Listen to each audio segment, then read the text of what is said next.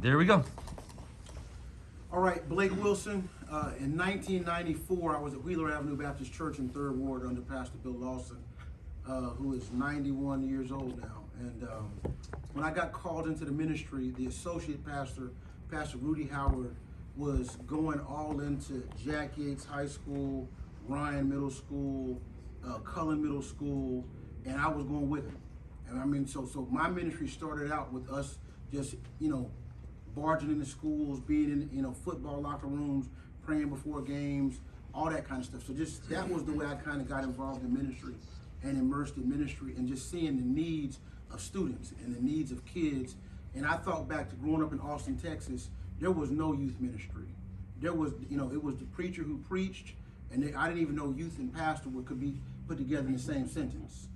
That's the way I grew up. And so as I began to grow, I got introduced to, at the time, some friends that were at Dallas Theological Seminary who happened to know the dudes from Cross Movement. And so that was my original introduction. And so as I got introduced to it, I realized that when we're singing these songs in church, and I'm the youth pastor, a lot of our kids can't get into none of that. It's just where they are. They just, hey, we'll like that, we'll sing that, but that's not really where we are. And so when I'm going into locker rooms and dudes are getting ready for games, ain't nobody singing, no weapon formed against me shall prosper, Donnie McClurkin, or any of them old Baptist songs. Nobody's got that in their headphones before the games. And so I just started thinking as a youth pastor, man, how can I get something into the ears? And so when you think about, like Grapetree, what was it, Grapetree Records? Mm-hmm. So I started going and looking at all the different Christian rappers that were out there and going and trying to find everything I could. And so then when the kids were coming to my youth ministry, like when they were coming down the hallway, I already had it bumping. So the music was blasting and blasting. So the kids were like, man, what's that? Because all kids, when you're a youth pastor, they think that they know more than you. But when I started introducing new sounds, new beats, new people, they're like, hey man, that's actually good. Like, like who is that? Oh, you don't know who this is? And they'd be like, no. I'm like, oh, come on, man, you gotta come up. And so then I would be buying them CDs. My wife we probably could have $1 million, but I was buying kids CDs like every week. You bring a friend to church, I'm getting you a CD. The very first time I met Leon was not through, any of that. It was him performing his ministry. And so when I saw his ministry, it was like, what are the things that I can do to make the kids exposed to the very best that's out there? These guys right here, they were the very best that was out there. And their long-term commitment to the church, it wasn't just their long-term commitment to rapping. It was the long-term commitment to the church and to discipleship and development. And so my goal was to kind of put the very best out there in front of the kids and expose them. And so, one of the things that we did as a youth pastor, kids started bringing their friends to church. Our Bible study on Sunday morning went from 28 kids to 200. Come on. And you're talking about Sunday morning, 9:30. And then when I went to another church, our Bible study went from 32 pastors and deacons' kids to 240. Wednesday night Bible study, we had them lined up like Nation of Islam. We had boys over here, girls over here. Because at our church, Doc, dudes was busting skins in the parking lot my first Wednesday night. So like, I came to church, although the youth choir is supposed to be singing this Sunday, I would fake come to church like I was gonna sing in the youth choir, and then when the Bible study was over, I'm going and popping in the parking lot. That's my first Wednesday night at this church called, well, I won't mention the name of the church. Thank you. And so, but with that being said, man, I felt like the music part was so important to what the kids were listening to and what they needed to hear to change up what they were flowing. So I started actually doing stuff like bringing in, like when 504 Boys was out, I was bringing in their video to church, and I would literally play their video on Sunday morning. And then I'd come back and I'd put in a Christian hip hop song, and we would evaluate the lyrics. What is this song saying? What is this song saying? What is this what is this dude talking about? And so then I started walking through the scriptures with that thing with them to where they could see. And so it kind of came to the point to where what this is that y'all were offering, although we don't know you like we know Jay-Z, although we don't know you like we know 50, what you were serving, you all collectively, and I'm counting y'all in from the guys I'm just meeting today to these guys back then. They realized it was better food. They realized it's better food. Now watch this. McDonald's is more popular than Fuddruckers. They've sold to more people. But at the end of the day, if you think that McDonald's is a better hamburger than Fuddruckers, then man, you just don't know hamburgers. And what y'all need to understand is y'all are serving better food. You're serving better food. You're serving something that can sustain. You're serving something that can keep somebody when their mom dies, when their mom and dad are getting a divorce. You're serving better food. You're serving something eternal. The world is serving temporal stuff. They may have all the stuff. And when Trey was talking, I pulled up this verse. It says 1 John 3 verse 1. See how great a love the Father has bestowed on us, that we should be called the children of God. And such we are. For this reason, the world does not know us, because it doesn't know him. So when the vision is for everybody in Houston to know him, the reason why they don't know us is because they don't know him. So our goal is never to be popular. Our goal is to promote him. That he might be shown off, that he might be seen, that he might be heard, received, and believed in, and trusted. And now I can walk my entire life with him when this stuff right here that the world is serving isn't fitting. So that's kind of, I guess, my little intro. That's great. Thank you. And I'll just leave it right there and pass it. That's great. That's good. Good stuff. Can you give us just anything about your church now, where it is, what? Yeah, pastor in Crossover Bible Fellowship in the Willowbrook Mall area. It's off of 1960 and Perry Road, and so we've been there since we started in 2006, and so we're 22 years old right now. Joe, who was with me, also raps. Welcome, Joe. So I've been discipling youth since probably 1995. They're now grown families, children, and doing things. And so he's actually our youth pastor now. So they had youth service today. And so 2006 to 2022, 16-year-old church, Crossover Bible Fellowship, Perry Road, 1960. Nice building. Yeah, man, this is good. When I looked, got saved, gave my life to the Lord in 1996. So I got saved at a ministry called the Impact Movement. The ministry was under Campus Crusade for Christ, which is a predominantly white ministry. So Impact reached out to the black people. So I was at Texas Southern University at the time, and was really lost. I mean, literally lost. So I go to this conference because I know it's gonna be some cute girls there, right? So I'm not missing this, right? So I go and my mind is blown. I see people there just like me, genuinely loving Jesus. People were getting saved. I'm like, I'm not going. Every night I'm not going. So I get on the bus. I'm like, okay, good. I don't have to deal with this anymore. I got saved. See, God is still working even after the benediction. So I got saved on the bus ride home. I mean, it was the peace coming from Atlanta, Georgia. Preacher, no praise and worship, nothing. I literally got saved, had a conversion in the seat. Man, the peace of God just came over me. And my whole thought was, I can't wait to get back home so I can tell my mom. And when I got home, I told my mom, I said, something happened. She said, I know, son. I know. And as I'm on the bus, I'm repenting the whole way. I'm like, I'm gonna tell this girl we can't do this anymore. I can't hang with these people. All that music. So I had all the music. So my deal, I used to really love Tupac. I thought he was the coldest rapper ever. So it was Tupac, Snoop, Biggie, all those. And it was clear, nobody told me to get rid of my music. Back then we had tapes. That shows how old I am, right? You had the cassette tape with the 6x9s. Y'all don't know what that is in the back. So I had a whole case of tapes, but it was garbage.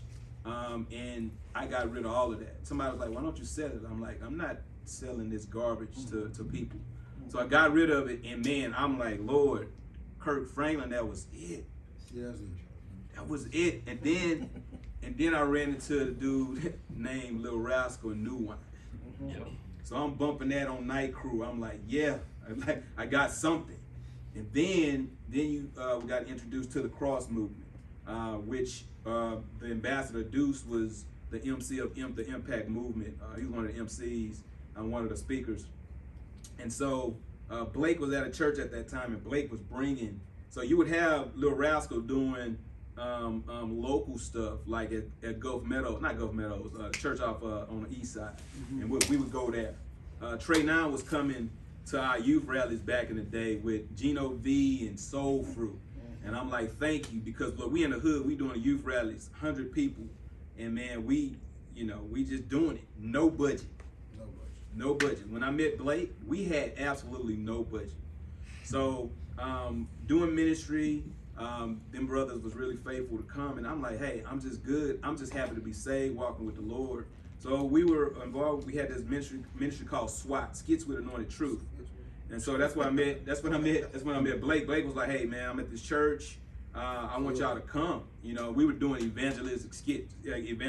I mean, we going, people getting saved. I remember we went to this one church, mega church. This how powerful it was. We did it, and I didn't even. I'm like, Lord, I'm not trying to do this. I want to go do my own thing, because at the time I'm doing comedy, and that's what I wanted to do. I didn't want to pastor. I just wanted to do this. So I'm like, okay, God, I'm gonna give you this little time, but let me go. So we did these skits at this church. I never forget it. We had this skit called "What Would Have Happened" room. And man, this skit was so powerful, man. It just brought people to the gospel, to the Lord. And man, this one time, 8 people got saved at this service, and they were just praising the Lord. And the guy the guest speaker was getting up to preach, and the pastor was like, no, the message already been preached. And I'm like, come on, Lord. I mean, I'm like, okay. And then they looking at me like, what's wrong? I'm like, this cool, but this is not what I'm trying to do. I wanted to do comedy, so I'm doing stand up in a comedy club on Monday nights, and I'm leading youth group and building a ministry at a church that has no budget on a Tuesday night. Look, the comedy was not going the way I wanted, but the ministry blowing up. Kids getting saved, getting discipled. And I'm like, so we had this skit team. We go to Blake's church. That's when I got introduced to Blake. He's doing youth ministry. I'm like, wow. Then he starts bringing people like the Cross Movement. So it's this big thing. Corey Red, this dude was from New York. Flame was really young at that time. So Blake was like known as, hey, he's gonna do cutting edge ministry. And so I was always looking at him like, man, this dude, man, this guy is doing a work in his brother's life. So doing ministry at that church, went to another church, and so I gave it up, really surrendered to the Lord. Okay, God, this is what you want me to do. So ended up going to College of Biblical Studies, then going to Dallas Theological Seminary. So it was clear that God called me to pastor. Started as a young adult pastor, became an associate pastor. Now I'm a campus pastor at Houston's First Baptist Church downtown. And when I tell you that wasn't in my plan. That wasn't in my plan. So to see this is so important, because I see the need for it. You see the need for it, for this genre of music. And I can relate because I'm an artist too. So I would always put shows together with poetry, rap, comedy, and all these different things. And even now, I'm real particular, because I still had that window open to do comedy. My wife's like, that window's closed. You need to close it up. But I have to be very careful who I link up with, because I'm not looking at trying to get with guys who are cleaning it up to come in churches. No, I wanna see your YouTube channel. I want to see what you're about. And it's really only when the Bible says that narrow is that road, only if you find it, that's real. Because man, it's a whole lot of people that's on that broad road. So that's what I would say. Hey, it ain't like Pastor Blake said. It's not about being famous, getting known, getting paid. No, it's about God being glorified through your gift. So whatever that looks like, man, that's why you were created. So can you tell us a little bit about your current church? Current church, Houston's First Baptist Church. We have 4 campuses. The Loop is at 610 I-10. That's the main campus, the largest worship center and congregation, more members. And then you have the Sienna campus, which is in the Missouri City area. Then you have Cypress, which is off 290 Mason Road. That's the Cypress campus. And then I'm at the downtown campus. So I was at a church called Living Word Fellowship Church for 15 years. And I knew God was calling me out of it. And this was predominantly black. It's what, 98.8% black? Minus Paul Wall. Yeah. Look, so I'm real comfortable. You know, I'm around the majority black people, so I'm real comfortable. Man, just really built relationships with them. But I sensed that God was calling us to go do something else. And I'm like, okay, is it church plant? So I got like 9 church plant books, and I'm like, okay, Lord, is this it? I'm like, nah, that's not what you called me to do. So then a friend of mine who's the campus pastor at Siena, he said, hey man, they had this position open at Houston's First. And I'm like, okay, I'll go check it out. So ended up going to the interview and getting the position as a minister of campus development, which is in most churches is the assistant pastor. So I'm like, okay. At first I'm like, okay, I'm not trying to drive downtown. When I think of downtown, I don't think of church. But it was a church downtown. So I'm at this church, and then pandemic happens. The campus pastor is launched to go to another ministry. The multi-site pastor leaves, and so I'm literally doing a dual role as the assistant pastor and the campus pastor. So they brought me on as the campus pastor in December of 2021. And man, it's a small, it's cool for me because it's the smallest campus. But we probably run, last Sunday we ran probably the highest number since the pandemic. 97 people at the first service, 210 at the second service. So multi-site where our senior pastors pumped in most of the time on the screens, but then we have local messages when I preach as well. So it's a great combination. I mean, we're really connecting with people. We're seeing life change, meeting people right where they are. You could be in the church with someone who is extremely wealthy, and then a homeless person sitting on the same row. So very, very, very, very unique. But I'm sure that's what God is called me and my family to. And you know, He's definitely connecting us with the people and giving us a heart to really serve other people. Yeah. Well, thank y'all for sharing. It gives everybody a little context of who you are, and there's no way we can go around the room and let y'all know everybody in here, but I can tell you, just keeping this conversation specific to rap, that's what I'd like to do. So if you guys are thinking questions that aren't related to rapping and hip hop, don't ask them during this time we have together. So we have about an hour. So do the best you can to, give us answers, and we're gonna do the best we can to give you some solid questions. But I want just you to, you guys to feel free to just shoot it straight. No beating around the bush, which that's what I love about you guys. You're not gonna do that. But I know that, and Ras could probably attest to this, that when I was making music, I wanted to get into their churches. Not them specifically, because they were still young youth pastors, but I wanted to get up on Sunday. Because there was a difference between Sunday and the youth group. Sunday, the adults would buy up your music in the hallway afterwards. They would buy up your t-shirts, all your merch would go, and you'd walk out of there saying, man, I can re-up on merch, I can get back in the studio, I can do this, I can do it full time, But if you're doing the youth group, we're like, thank you. But, all right, well, could you buy 50 CDs so I can give them out? And so we would do all kind of things to try to get the CDs in the hands of the youth, because we knew they didn't have the money. From time to time, you'd have someone like Blake who'd be like, man, just give me 20, here's $200, and you'd be like, yes, all right. So that was kind of the grind early. And so first of all, thank y'all so much for your support of Christian hip hop. It couldn't have been done without you. So a lot of the rappers today, it would be awesome if they were embraced amongst the church clergy here. But I've seen, instead of an increase in rappers, performing in Sunday services, even in youth groups, I've seen a decrease, it seems like.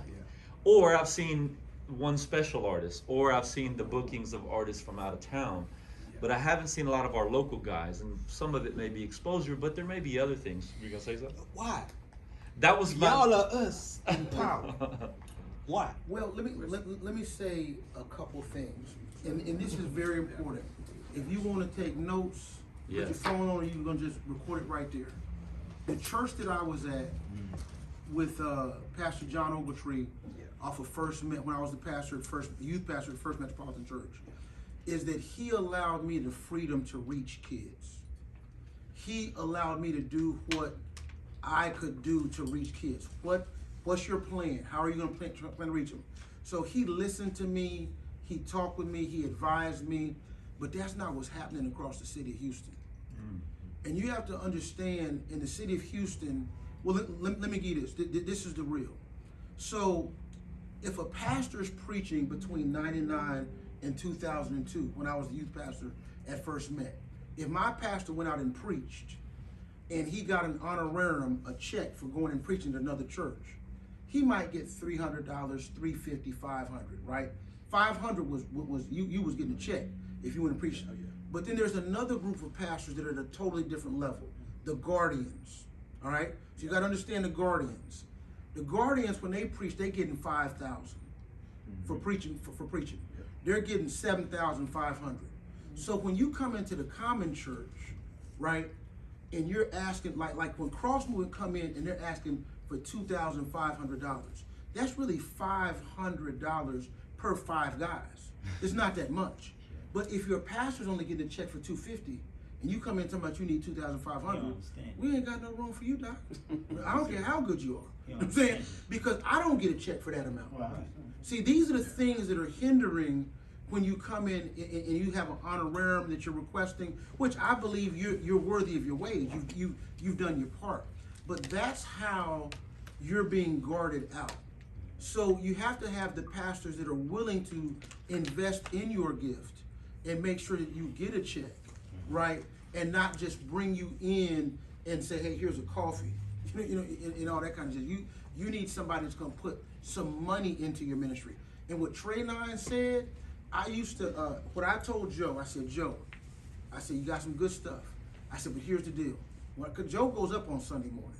I said, we're in a new era. We're not in 99, 2002. I need you running that PowerPoint on the screen with your lyrics coming down, because the older people in the main service on Sunday do not have the ability in their ear to keep up with what, your flow. And now you got a slow flow like old Ja Word back in the day. Everybody gonna hear Ja Word from back in the day. Da, da, da, but if you got a flow, the old ear's not trained to hear it. But if that thing is running down the screen on PowerPoint, am I right, Joe? Then the adults like, I didn't hear him, but I read the word. Baby, that was good. And they buying what he said. Every album is gone. Gone. So we brought cats in to where they like, hey man, all our albums are gone at 8:30. We don't have nothing to sell at 11, because you put it in a way to where the adult out there that's got the check can write the check and buy your album. And so it's how you come in. Your flow may be amazing, right? And you may be so unique that like Jay-Z just ain't discovered you yet. You know what I'm saying? And but if he did, you'd be above Jay-Z. But the reality is if that person out there, that adult, cannot keep up, they got to at least see your lyrics, some kind of way. Can I say something? Yes, sir. I don't want to interrupt the meeting. No. Whatever you jump. It's on that topic because we do have Yes, some questions. exactly. I wanted to interject this here because it's gonna make sense here. Artists, we need to get on their stage. The reason we did free events because there was no internet. So it was no other way for us to be heard. Y'all have a choice nowadays. I don't need to do this free event. I got 1,000, views on. No, it don't affect people in real life like it do over the internet. So we need to get on their stages if it's for free. If one of these dudes say, man, come out, you don't pull up fancy and say, man, I get paid. Because you have to affect people in real life. It does not, virtual world does not replace me sitting here talking to y'all. It can't. Can I have 10 seconds? Yes, Just go ahead. 7 seconds. I just wanted to interject what he said. One thing that helped me as an artist was, and I know this not for everybody, but it takes a lot of pressure when you just simply say, look, whatever the Lord lays upon your heart to give me for coming, that's what I'll take.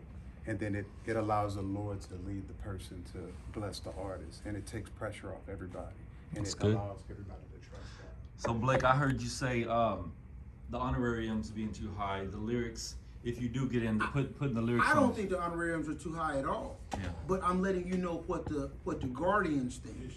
And then see, you got the guardians that may never bring you in, like ever. They don't care if you look crazy, right? They're not doing that. That's not what they do. So they don't. I'm gonna hesitate, but I don't know who y'all know. But they're guardians of the city. All right. In the preaching world, you're talking. Yes, sir. Yeah. Yes, sir. They're doing a good job. They doing a good job. They doing a real good job. Guys. And so you have to understand that there are other places to where you can go And I believe, and you know, and Leon would attest to this, is that if you came to Crossover, you're gonna get a check. Because I believe that your ministry is as valuable as mine. See, the pastor has to believe what you do, one man waters, one man plants, but God provides the increase. God may not just use my sermon. He may use you. You see what I'm saying? There may be a kid out there, like when Joe preaches on Sunday at church, I say, Joe, I ain't supposed to preach today. You got the assignment. It's a dude out here in this audience that needs to hear you go at it the way you go at it. Don't come try to imitate me.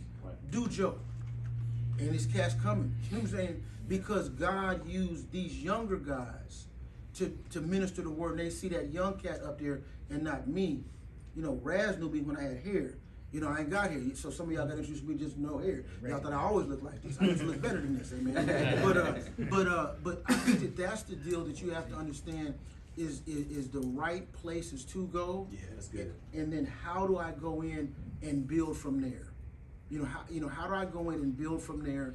And one thing I'll say, because this is an honor, man, straight up to being here. These brothers, and for me to hear, I knew he did comedy. But when I saw skits with anointed themes, I was like, this is the best thing I ever seen in my life. So I didn't even know he had a struggle with no comedy. Forget comedy. He was killing. So we gotta understand what arts brings to the ministry. Yeah. Like spoken word, rap, all those different things, man, is what you bring. So some of your stuff may not be, I did a rap song, it may be a spoken word. Yeah. You may get 2 songs on your album that just come across as a spoken word. And you sneak in on spoken word and end up, oh, I didn't know you rap? Come on. You see what I'm saying? Because we already know you. That's good. Yeah, Thanks, Blake. So, Yeah. that's good. so Leon, as you think about how Christian hip hop could be more involved in the body, I know we have the body at large across the city where you talk about some gatekeepers, but just think of your own local body. I know that you don't have rap every week. I know you don't either, Blake. But if that was just say the target for us, they love us so much that every week they're bringing a rapper to come do a spoken word, a rap, something. Maybe it's a youth group, maybe it's the adult service, maybe it's teaching a class. Yeah. Like that would be like pinnacle for the Christian hip hop community, that we're involved in what you guys are doing. Yeah. And of course, it's nice in return that they can fund their ministries and things like that. But how do they get to that kind of value for you at Houston's First, which is, you know, one of the biggest churches we have in the city? Yeah. And you're part of that. The other thing I think that we didn't mention was Sienna, the Sienna location. Yeah. The pastor is a former rapper. He's kind of like me. I rap every now and then, but he is Excelsius was his name, Malcolm Marshall, and he grew up with us in this early Christian hip hop, and he's the pastor of the church. You know, so how would you respond to that? Man, I mean, several things. I think, for one, we have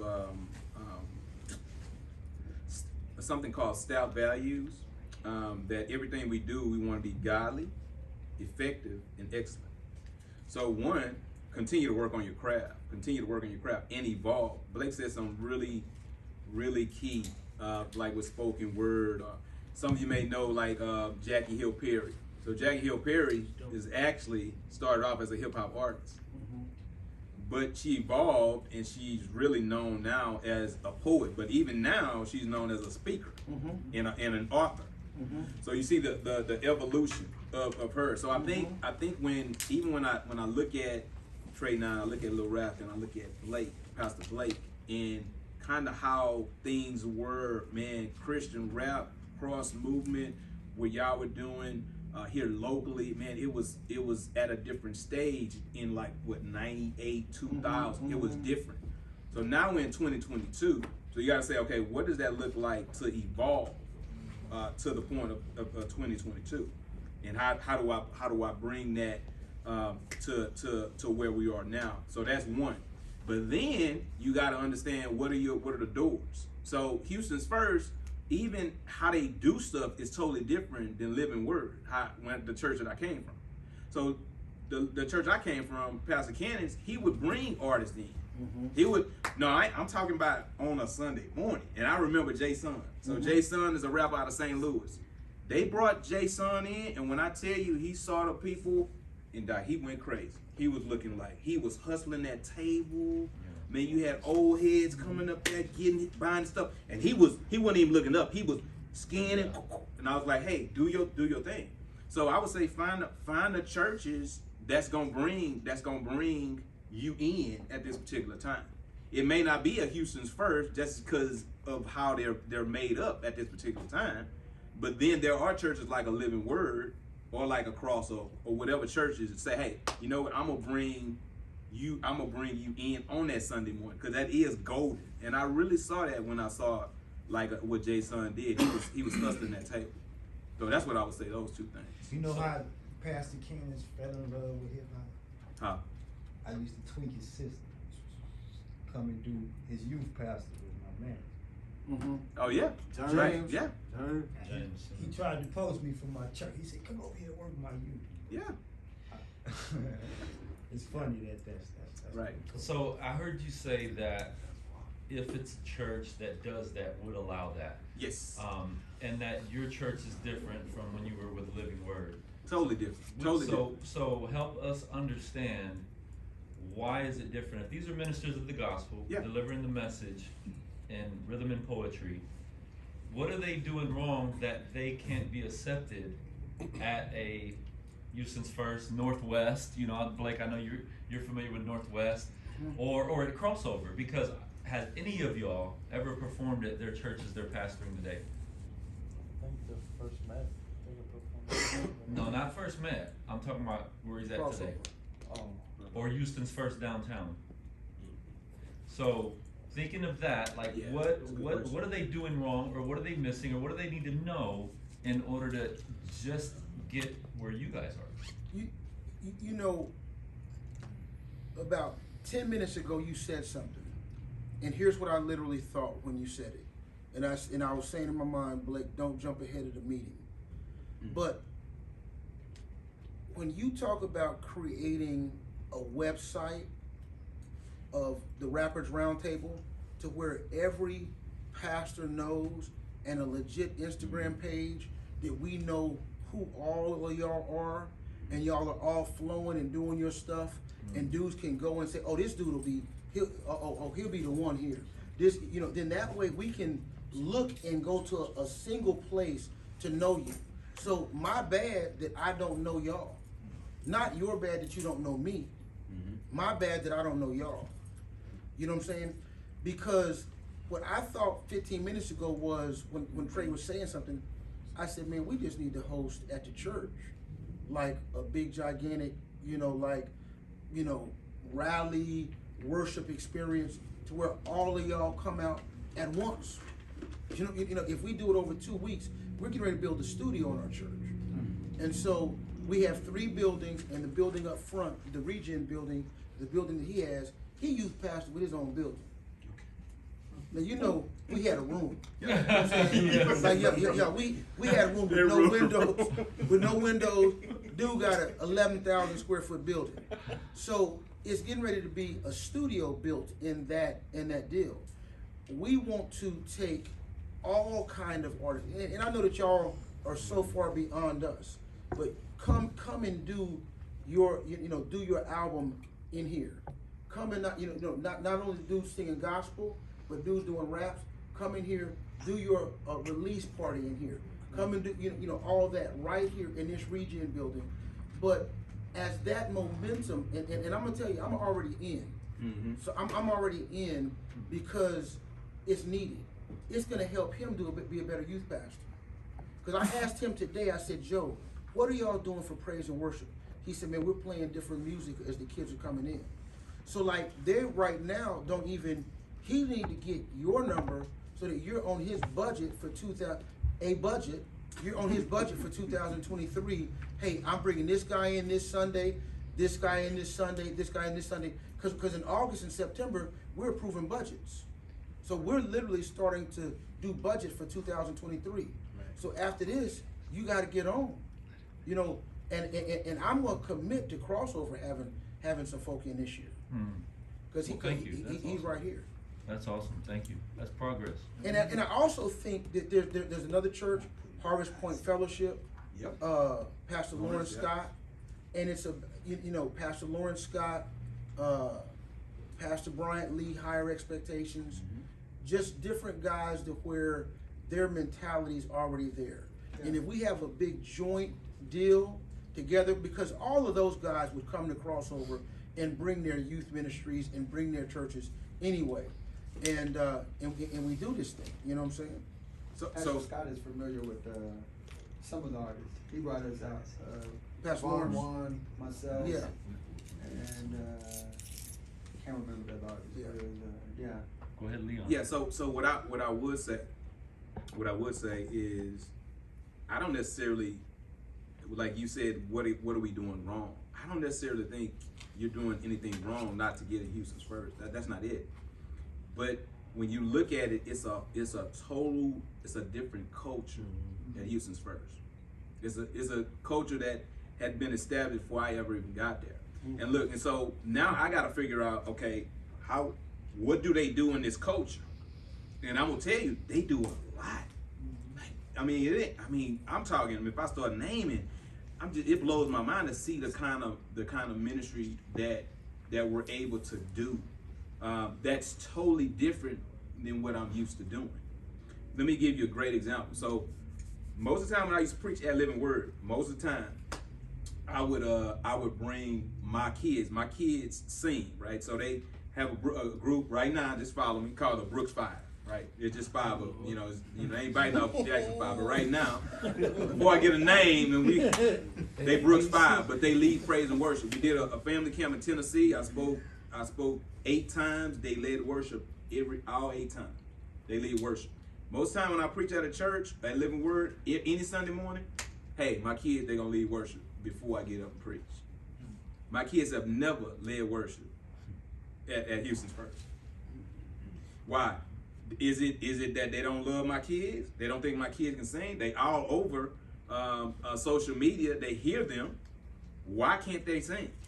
And why you as the campus pastor can't say, hey, my kids are singing today? Oh, it may get there because it's a whole different culture. So I got to understand it's a different culture at the church, and we got to say, hey, how do we get in where we fit in this culture while we continue to build? So it's nothing done wrong.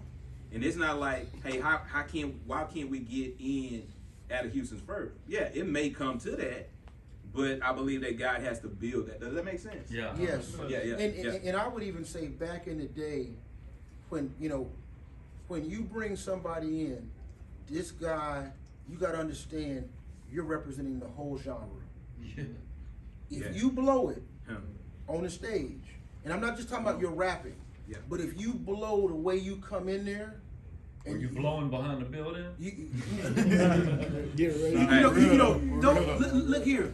A lot of pastors who don't want you to come, but their youth pastor gets you for the youth revival or the youth back to school event, but the pastor doesn't really want you there.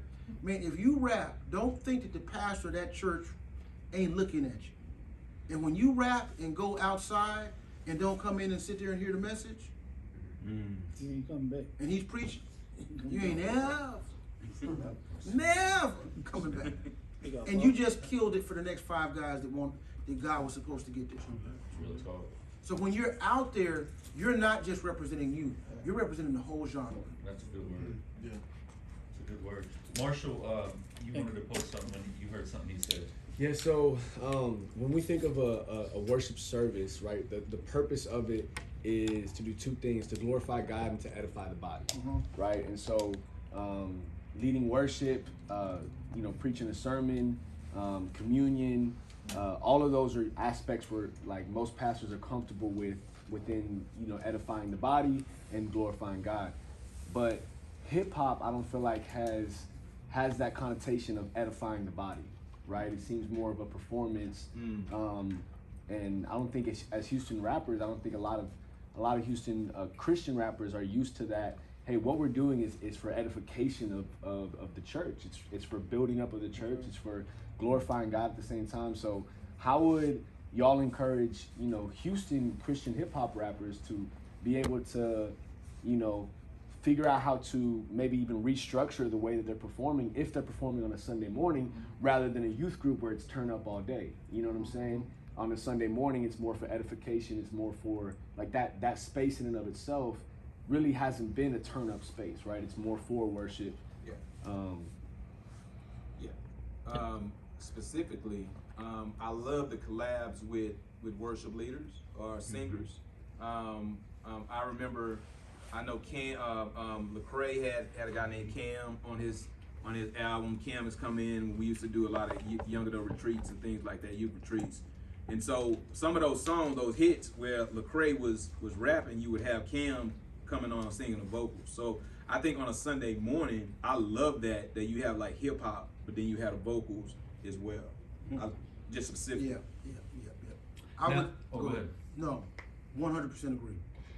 I've seen some guys, like I know Austin has performed at Grace Church on 45. I don't Yeah. even call it the Yeah. South location or whatever, which is a huge church, Yeah. predominantly white maybe. Yeah, and has performed with their worship team. And so when I see that, and I know it can be done, I just don't know if it's something the artist has to do to get to the pastor and be welcomed in. Maybe it's a video, he says, hey, look, I can do worship services, this is what it looks like. Or if there's just some churches that have you, they're just not gonna do it. Well, let me add this one piece. So, for instance, knowing who we minister to, I'm going back to my youth ministry days. So I was preaching to the church. They asked me to come to their youth day, and so I said, hey man, what are you teaching your teenagers right now? Well, these happen to be a church to where the brothers had gone to Dallas Theological Seminary, which now we've gone to, but back then they had gone to Dallas Theological Seminary. And they said, yeah, we're going through all the Bible doctrines. We're teaching on angelology. And I was like, angelology? I was like, Doc, you teaching teenagers in A-Leave? On angelology, Doc? And so I'm like, bro, what you doing? And so he, like, you couldn't tell them because they were being true to the theological truths, right? And so I was like, all right, Doc, I'll come over there. So I came over there, and at the time I had about 30, 40 Christian albums. So they thought I was the DJ because I got up and I started playing all the music. They didn't know I was a speaker. Dude came up to the chick, man, high school babe right there while I'm putting the music in. What it's gonna take me to get in them jeans? And I'm like, now you teach on angelology, and Negro trying to get in these jeans right here. Now, so in essence, like when you Doc, that dude would take you to the restroom right then, Doc. You know what I'm saying? So what you and I have to address is we have to address topics. What's going on real in the life of kids? But if I'm trying to get to Sunday, part of my album might be I'm mixing in an Amazing Grace as a start out or some old song. It's a good legit worship song. One of them old ones so you don't have to pay nothing, so you put that in, and then you have your like more theological based song, your more worship based rap song. You're not trying to go hard to talk about sex to the kids right here in this song on Sunday morning. On this song, you're talking about, so part of my album, I got these two songs that are my church performing songs. Now, when I go hit the streets, like I'm hitting you with this. But I have my church, my church performing songs that it's gonna flow a lot. Oh, okay, all right. Okay, that dude took it from Amazing Grace lead in, and then you came in here and started talking about the grace of God or some stuff like that on your life, man. So That's a must. That's good.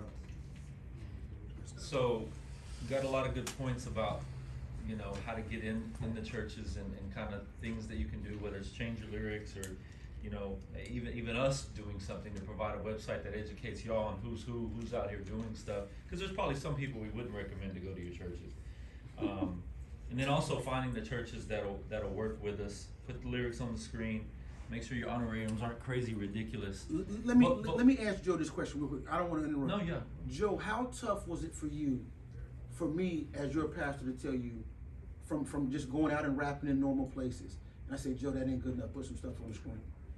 Yeah, so, and I would just say this as well. I think from a relationship standpoint, like, I wasn't trying to invest with Jesus at 98, 99, 2000, stuff like that. I started really rocking with the Lord probably in 2004, and that's when I learned about cross movement and stuff like that, listened to their albums, listened to Lecrae, Truth, all that stuff. And so I started doing music probably in 2006, 7. And so I was out here in Houston. So I remember y'all, you know what I'm saying? Trey and I, all y'all, we was at U of H doing music, Bon Juan, all that type of stuff. So I was around doing a lot of stuff every weekend.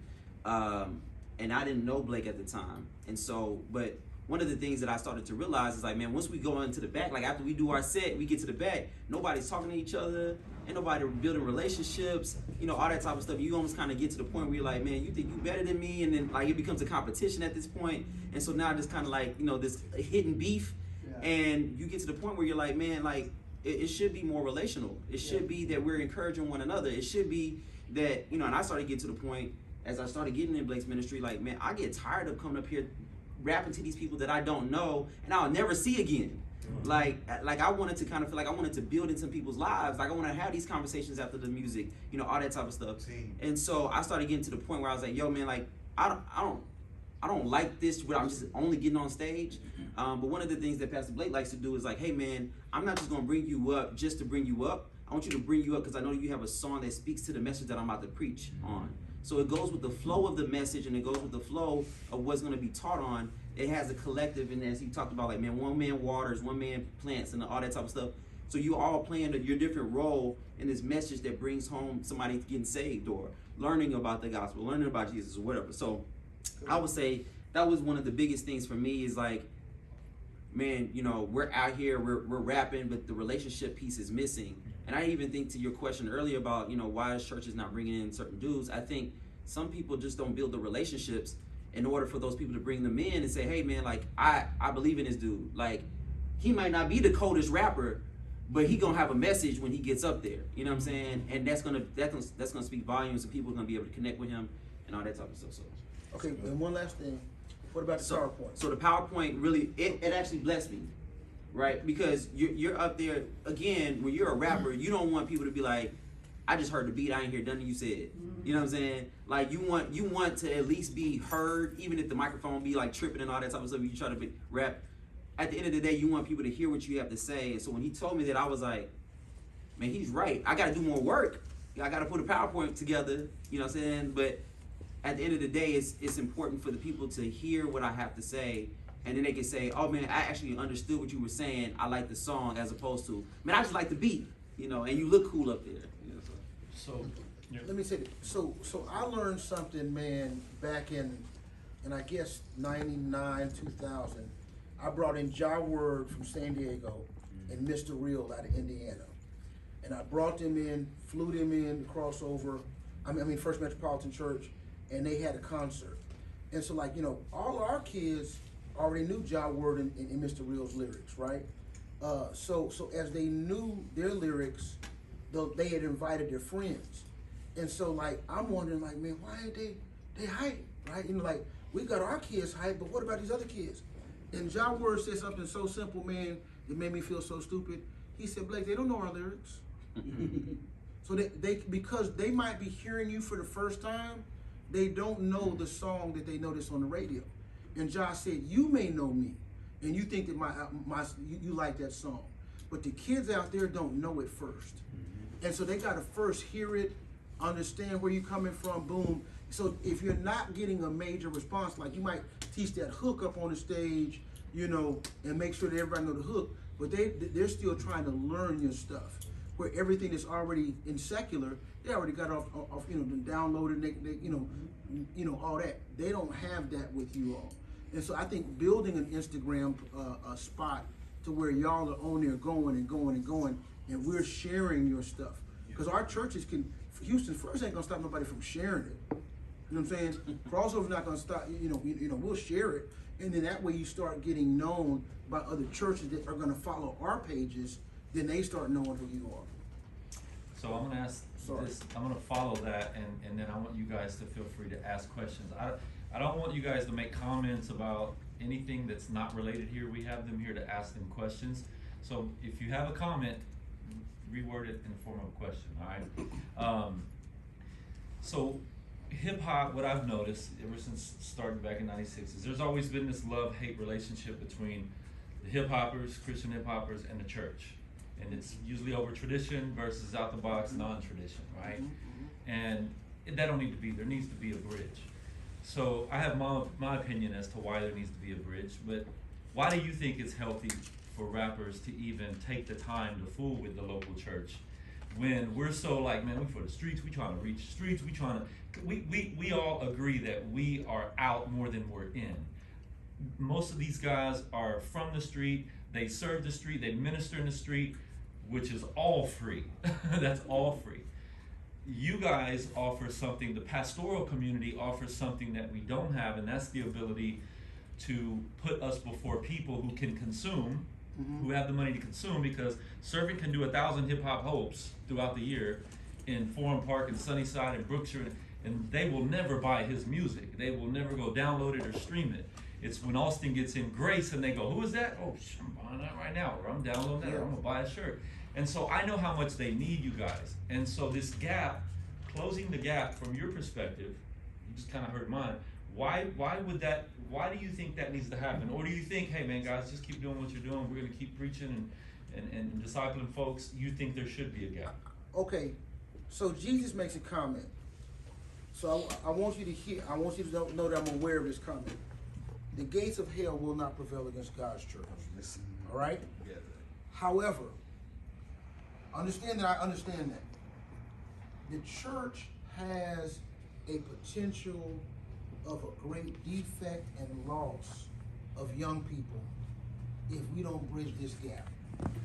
Because not everybody's wanting to listen to everybody on 89.3, and ain't trying to listen to everybody on them, black radio stations either.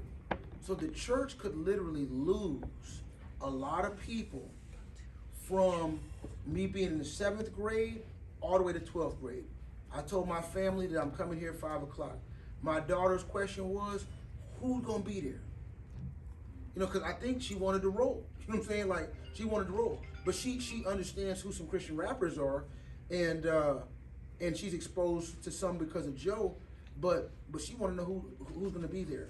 I think that where the church has to humble itself, where pastors, is that I have kids that are sitting out there in the audience that don't just want to hear a praise and worship song.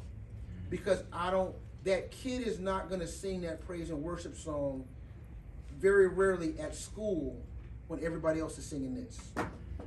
But if you bumping and thumping this, they may be bumping and thumping that, on their AirPod and introduce it to their friend, because what y'all got is hitting the genre that my friends are listening to. The church has to humble itself, straight up.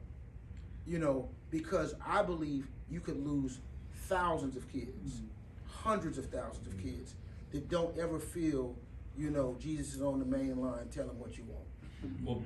Well, Blake, we were those kids, and they did lose a lot of us because of the rejection. And so the thing I noticed you say, and I want you to think about this, it's probably a paradigm shift for you, you don't even realize it, is that these rappers are rapping, none of us are kids.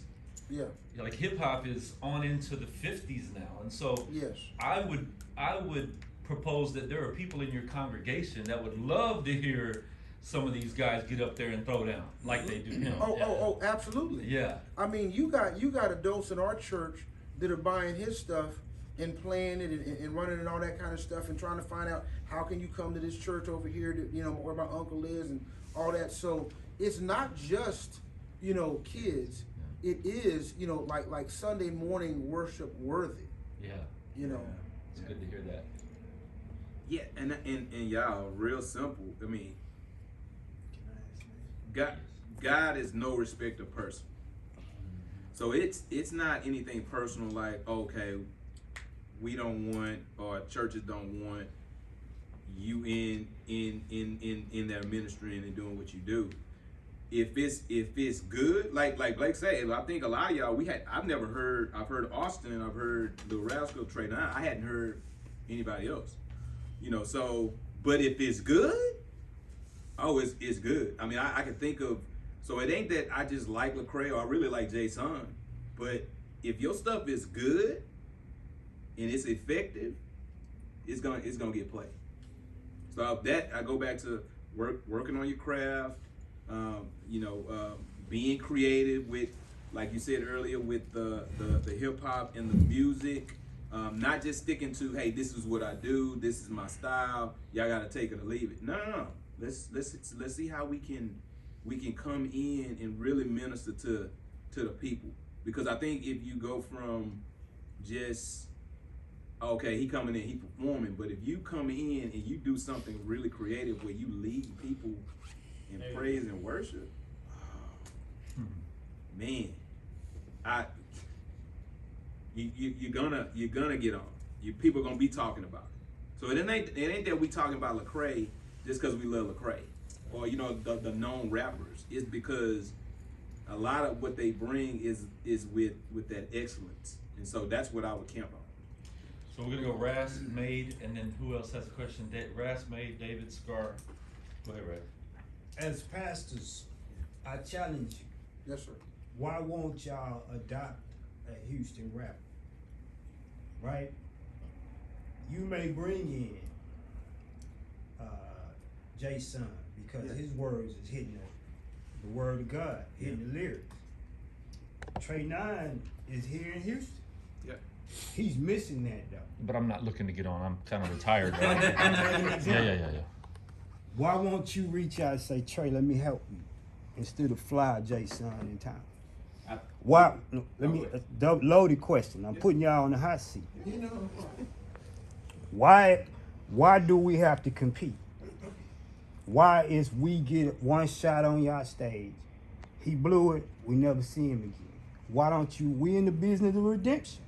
When he blow it, why don't you call him back? Say, man, this is where you messed up. Well, let me say this. I don't think anybody that I ever brought in blew it. No. Just to be straight up honest. No. I don't think anybody blew it. I think that when in the era that we came in early, man, the first thing you heard about kind of because of Impact Movement. So when he says Eric Mason got saved basically through Impact Movement. Yeah. So Impact Movement was such a outreach to black urbanites, inducing them with their preaching, just like Lecrae was at Kids Across America. That's how Lecrae blew up, was Kids Across America. All those kids are coming to Missouri, to that camp, and he's rapping there every year before he even had any good albums out, right? And so, but when you go Kids Across America and we're sending 50 kids to that camp, and Cannings is sending 35 kids, and Dr. Tony Evans is sending 130 kids, and then North Dallas Community Bible Church is sending 150 kids. So the kids would hear back in that era, Raz, those guys at those spots. They would hear Deuce rapping at Impact. Yeah. Well, Impact had college campuses that's where they have a chapter of a college campus. So Baylor have a campus, TSU have a campus. Yeah. They have a chapter. So when they all go there to the big national meeting in DC or in Atlanta, Georgia, or in New Orleans where I've spoken at it, then they heard that rapper there. So when they all go back to their cities, that's how those rappers kind of just got in those places to where that's who you heard. Then you hear, oh wow, man, we got some dudes local. You know what I'm saying? Like, we got Raz. It's the Raz on the remix, it's 187 on the devil. Come on. I got that, still. But that's how those guys got the popularity that they got, is the places that they were serving, like Kids Across America, like Impact Ministry, and that's just kind of the lot that they got. But I love adopting a rapper. Don't make these dudes compete. Yeah. I don't want to compete with the crowd. I just Yeah. want you to reach. And if I'm missing it, Yeah. pull me in. Don't Yeah. say, man, you blew it last time. I don't ever want to see you again. Yeah. Say, No, Yeah, man, it ain't, let me help you out. it ain't blowing it though. I don't even think that's it. It's not But even. y'all both agree we can't blow it. Because I blew it a lot. Yeah, Well, you didn't but blow that's it for us. Yeah, you didn't blow Not it. for y'all. Yeah, we didn't blow it. No, It's You some was on people- point when you came the It's first some time. people, Yeah. here I am 25 years later, they still trying to pray me off. Yeah. Yeah, man. I blew it. So it's I think it's really getting your craft out there, because it's really me as a pastor. If I got Lecrae here in Houston, why am I gonna go fly Lecrae in from Atlanta? So let me. But you gotta know and you gotta trust what that person is gonna bring. So Who what you I'm saying, need? no. Who you need? So Blake is one of the best speakers guy that can handle the word. So you got like Eric Mason, you got James White, North Carolina, Eric Mason, Philadelphia. You got a Blake Wilson. So Blake Wilson, of course he's here. So it's like, hey, we can go get Blake. But you're gonna try to get somebody who you know is gonna be on point with their work. Somebody who you trust that's gonna do that. So it ain't about trying to fly people in and just looking over the Houston rapper. If the Houston rapper gonna bring it, I'm not even talking about comparing. If they gonna bring it, we have no problem utilizing those people. So that's one. But another thing is, I think, man, we in a space now just coming out of COVID where, because I put shows together. That's one thing that I did. I did like comedy and praise where I put poets, singers, Christian comedians. That's what I did. It's not even, so I don't even have that traction now where I'm even doing that. So you have that dynamic as well where I'm not even putting shows together like I used to. But that doesn't mean, but now you're starting to see that thing build. Now you're starting to see more comedians, open mics and stuff. You're starting to see those things come back. So I think the door is wide open for y'all. Thanks for answering that. Nate, you next. What's your question? What is the follow-up to this particular meeting right here? Like, could you give me that in detail? We'll determine that at the end. I just didn't want the ball to be dropped. I don't know how to get a room full of rappers, and I feel like it's an opportunity right now that I feel like God has been showing me that, like right now, especially in the city of Houston, like Houston culture is different from other cities. I mean, everybody might agree to that with the school stuff. I went to church with Pastor Brooks, was my youth pastor for about 10 years, and I just happened to see him in here today. Coincidence. Come on. I mean, you can look at it like that. What's your question? My question is, besides the follow-up, which like I got, I have an idea for that. Besides that is rappers at the round table that happens. You say every 3 months? Quarter, yeah. Is that not like the Lakers practicing every 3 months? No. No. Totally different. Okay. Lakers, that's totally different. Okay. But I Warriors. want to address them. I can answer that offline. Next was David, and then Scar, and then you have one. Okay.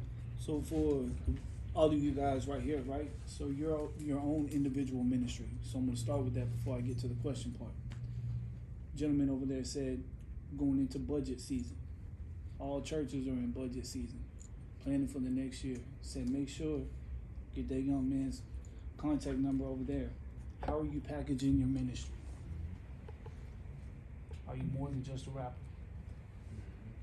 Having been blessed to be able to raise funds and stuff like that, one of the things was, and then I'm gonna go to the question, but I need y'all to be thinking about this. I needed to get to a certain dollar amount. It's easier to get a small check from a church than it is a big check. It is, especially when you're starting out, don't have a name, and you're under a covering of a 501c3. You're not your own 501c3. So I needed 5,000. So I went to 20 churches. I had a list. I needed 20 churches, and I needed to get $250 commitment a month from that church. Do the math. 5,000 a month over a year. I had my 60,000 that I needed for the programs that I was going to run for that year. Now the question for you, going into your budget, what would one of these guys have to put together to come sit before you, your team, your staff, to be able to have a continuing funding for a whole year of something like that? See, because now you're not getting just one check for a performance. Mm-hmm. See what I'm saying? I would look at it in terms of the adopting of a rapper, and you know, and the ministry that you bring to the table. I think that what you said is, what all do I bring? Exactly. So how do I package my ministry? Am I just an individual rapper, or do I also, as the lady who I think she left out earlier, the administrator said, you know, who wants to be the teacher? Okay, so if I can also rap and teach, you know, I not only rap, but I also have these Bible studies. So I have a catalog of my songs, but I have a catalog of special sermons and messages that I do. These are my evangelistic outreach messages. These are my growth messages. These are my pull kids out of the culture messages. So the same way you rap, if God has gifted you to teach, if you can't teach, you ain't gifted. I mean, I'm not saying everybody can teach. If God has gifted you to teach, add that to the component And the same way you lay your album out, lay out what else I do. Lay out, hey, I have access to schools and these inroads into schools and what I do in terms of community outreach that the church may still be trying to figure out, and you thought that the church already figured out, and they ain't figured it out, and you got inroads to schools way more than the church does. You may be the better blessing to the church than the church blessed you. But I also think this is, I think that the way historically, when I started talking to the guys back in the day, and I was like, many rappers that are going around, you're not just a rapper, you're almost like an evangelist.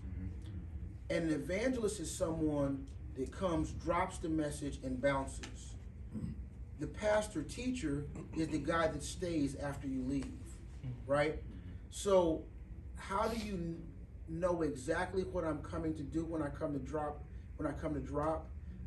If I'm packaging my ministry, hey, I'd like to do these 2 songs, but if you don't mind, I'd like to teach this lesson. So you can have some videos of some lessons that you taught as well, or or something that you do if you bring on some skits or some different things to add to it.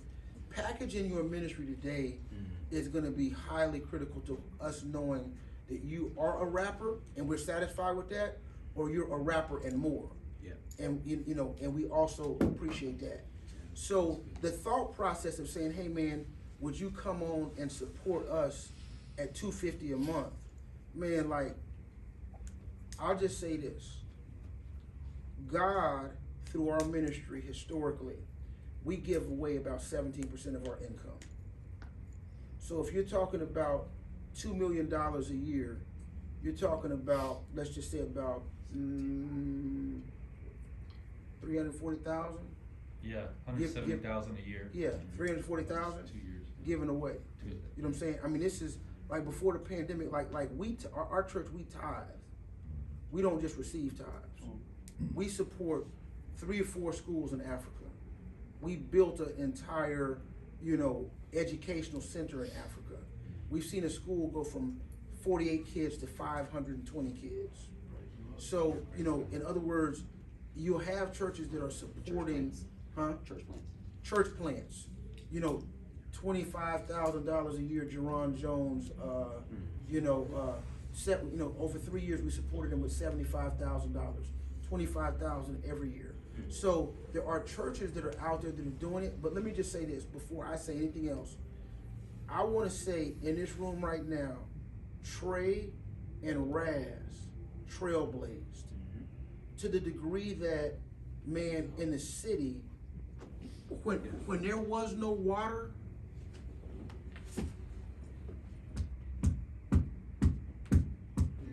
them dudes hit the ground in the street in churches when there was no water. And everything that everybody's benefiting off of today, to whatever degree that you benefit, man, don't ever forget Doc who trailblazed. Never forget the wisdom that they're still in the room 20 years later. Now y'all know that some of these dudes that get some contracts today in the NBA, man, they need to pay Barkley some money. Right. You know what I'm saying?